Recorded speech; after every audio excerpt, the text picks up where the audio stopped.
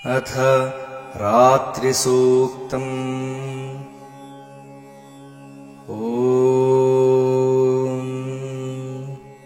विश्वेश्वरीं जगद्धात्रीं स्थितिसंहारकारिणीं निद्रां भगवतीं विष्णोरतुलां तेजसः प्रभुः।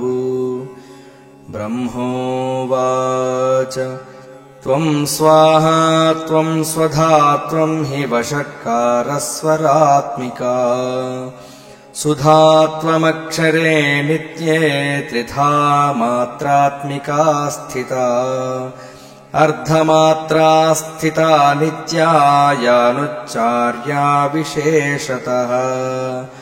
त्वमेव सन्ध्या सावित्री त्वं देवि जननी परा त्वयैतद्धार्यते विश्वं त्वयैतत्सृज्यते जगत् त्वयैतत्पाल्यते देवी त्वमत्स्यन्ते च सर्वदा। विसृष्टौ सृष्टिरूपा त्वं स्थितिरूपा च पालने तथा संहृतिरूपान्ते जगतोऽस्य जगन्मये। महाविद्या महामाया महामेधा महास्मृतिः महामोहा च भवति महादेवी महासुरी।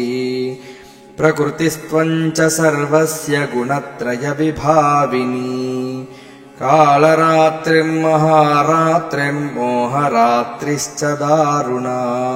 त्वं श्रीस्त्वमीश्वरी त्वं ह्रीस्त्वं बुद्धिर्बोधलक्षणा लज्जा पुष्टिस्तथा तुष्टिस्त्वं शान्तिः क्षान्तिरेव च।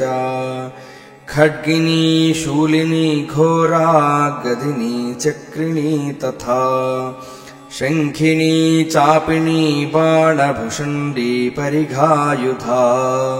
सौम्या सौम्यतरा शेष सौम्येभ्यस्त्वति सुन्दरी परापराणां परमा त्वमेव परमेश्वरी। यच्च किञ्चित् क्वचिद्वस्तु सदसद्वाखिलात्मिके तस्य सर्वस्य या शक्तिः सा त्वं किं स्तूयसे तदा। यया त्वया जगत्स्रष्टा जगत्पात्यत्ति यो जगत् सोऽपि निद्रावशं नीतः कस्त्वां स्तोतुमिहेश्वरः। विष्णुः शरीरग्रहणमहमीशान एव च कारितास्ते यतो तस्त्वां कस्तोतुं शक्तिमान् भवेत्।